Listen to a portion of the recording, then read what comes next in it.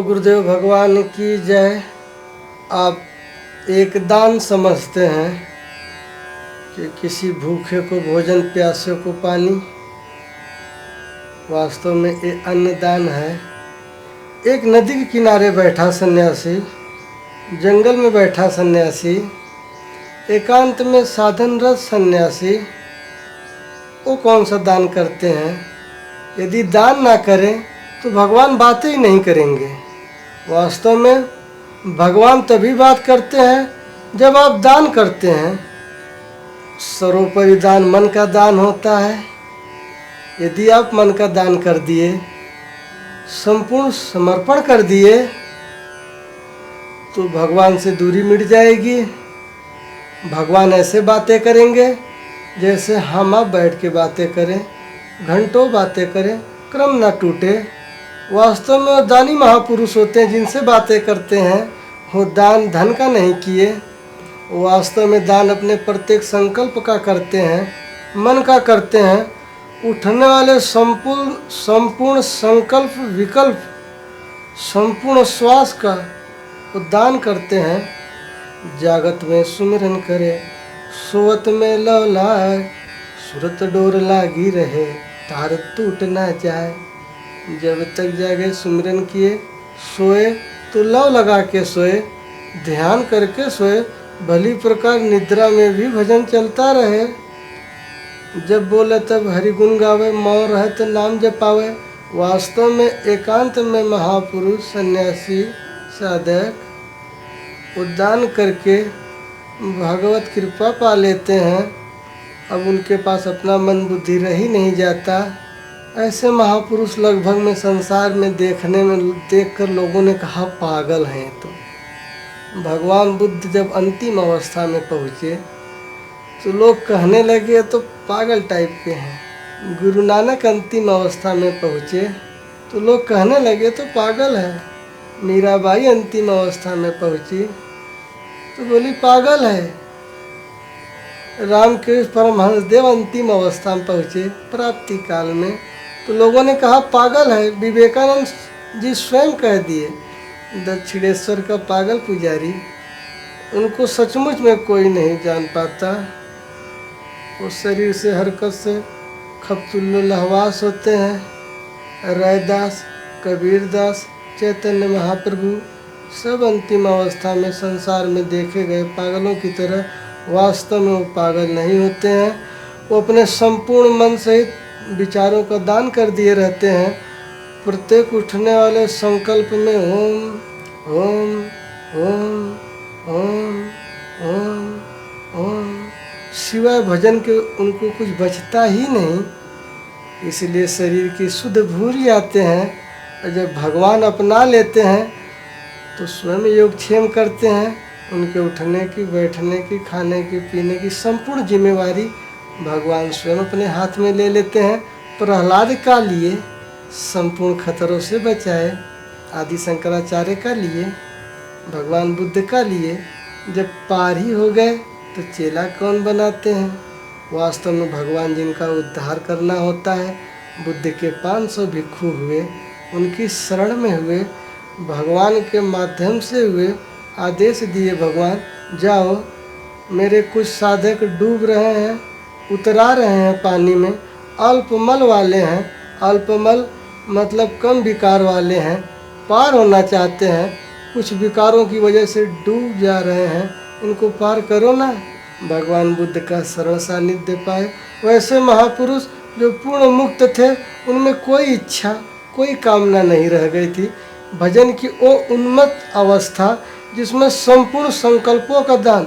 जब संकल्प उठा तो ओम ओम ओम ओम, दूसरा कोई संकल्प उठ ही नहीं रहा है।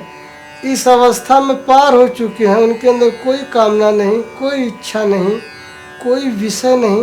वो वास्तव में निष्कर्मी होते हैं, उससे भी ऊपर होते हैं। ये जन कल्याण के लिए महापुरुष होते हैं। कर्ता होते हुए भी अकर्ता, पूर्ण रूप से निर्लेप होते हैं।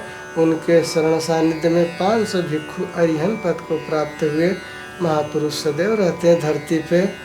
आपके अंदर यदि लगन है, नाम का जप है, तो गुरु खुद ही आपके पास चले जाएंगे। रामकृष्ण परमहंस देव उनके गुरु हुए तोतापुरी। तोतापुरी जी को आदेश हुआ, मेरा विलक्षण शिष्य है रामकृष्ण परमहंस देव, जाओ उपदेश करो, पार करो। रामकृष्ण परमहंस देव के पास पहुँचे, बोले हम तुम्हारे गुरु, बोले हम हमारी तो गुरु काली माई है। बोले काली माँ से पूछ ले। काली माँ से भली प्रकार बातें होती थी। श्रद्धा उस अवस्था का था, समर्पण उस अवस्था का था। काली माँ से पूछे, आदेश दी काली माँ ने कि जो कुछ मुझसे मिलना था मिल गया, अब जो कुछ मिलेगा तुम्हारे गुरु तोतापुरी देंगे। थोड़ी बहुत दूरी थी, यात्रा पूरी हो गई गुरु महाराज की कृपा से। वास्तव में पूर्ण गुरु यदि बुद्ध 500 भिक्षुओं को ना मिलते तो क्या पार होते।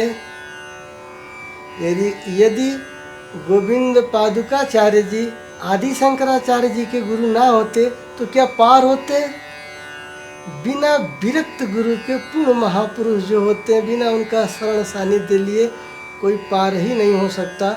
वास्तव में हम कह दें, प्रत्येक श्वास में नाम जपिए, प्रत्येक संकल्प में नाम जपिए, तो आप चाहकर भी नहीं जप पाएंगे। बोलेंगे महाराज नौकरी कौन करेगा। वास्तव में आपका कर्म प्रधान विश्व रचि राखा, जो जस करें तो तस फल चाखा। कर्म प्रधान होता है, आपसे नौकरी करा लेगा।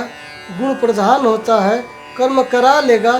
लेकिन जो आपके अंदर उठने वाले राग, द्वेष, काम, क्रोध, लोभ, मद, मत्सर, अनंत इच्छाएं, अनंत वासनाएं, अनंत संकल्पों की लहर उठ रही है, जिसकी वजह से आपको जन्म और मृत्यु के गर्त में गिरना पड़ता है, आप उसकी जगह पे ओम ओम ओम ओम ओम प्रत्येक संकल्प में जब ओम का जाप करने लगते हैं, लगभग में वो इच्छा और कामना शांत हो जाती है। क्यों? क्योंकि जन्म इच्छा के हित वजह से होता है। इच्छा काया, इच्छा माया, इच्छा जग उपजाया। इच्छा संस्कार, संस्कार से शरीर, शरीर को भोगना पड़ता है। इसलिए बोले इच्छा का दमन कैसे होगा। बोले संपूर्ण संकल्प में मन में ओम ओम ओम चलता रहे। भगवान जानते हैं कि इसको क्या कराना है, कहाँ बैठाना है, क्या खिलाना है। गुणों के आधार पे वो कार्य होते रहेंगे। आपकी शरीर कार्य करती रहेगी। अर्जुन युद्ध करता रहा, लेकिन भजन भगवान कृष्ण का बताए हुए मार्ग का ओम इति का अक्षरम ब्रह्म का पालन करता रहा, ओम का पालन करता रहा और युद्ध करता रहा। संसार के सभी स्त्री पुरुष नपुंसक सबके लिए उपलब्ध है। आप प्रत्येक संकल्प में ओम का जाप करिए। आपको स्वप्न में भगवान आके बता देंगे कि इस समय पूर्ण महापुरुष भगवान भोलेनाथ के स्तर के शिव स्वरूप महापुरुष कहाँ मिलेंगे। उनकी शरण सानिध्य पालेंगे, जागृति मिल जाएगी। ये एक जागृति है, भजन एक जागृति है, पूर्ण महापुरुष के सानिध्य से ही मिलती है। पुण्य पुरुषार्थ से आप महापुरुष पाते हैं, उनकी कृपा दया से आप भजन पाते हैं, भगवान से बातें करने को पाते हैं और आप मुक्ति पाते हैं। बिना गुरु महाराज के कोई मुक्ति दे ही नहीं सकता, और वो भी पूर्ण महापुरुष। आप इतना नाम का जाप करें, ओम ओम ओम, स्वप्न में आके दिखाई दे कि इस स्तर के महापुरुष, शिव स्वरूप के महापुरुष इस समय कहाँ है। आप उनकी शरण सानिध्य पा लेंगे। आप नहीं पा पाएंगे तो स्वयं चल के आपको आके दर्शन दे देंगे रामकृष्ण परमहंस देव की तरह। बोलो गुरुदेव भगवान की जय।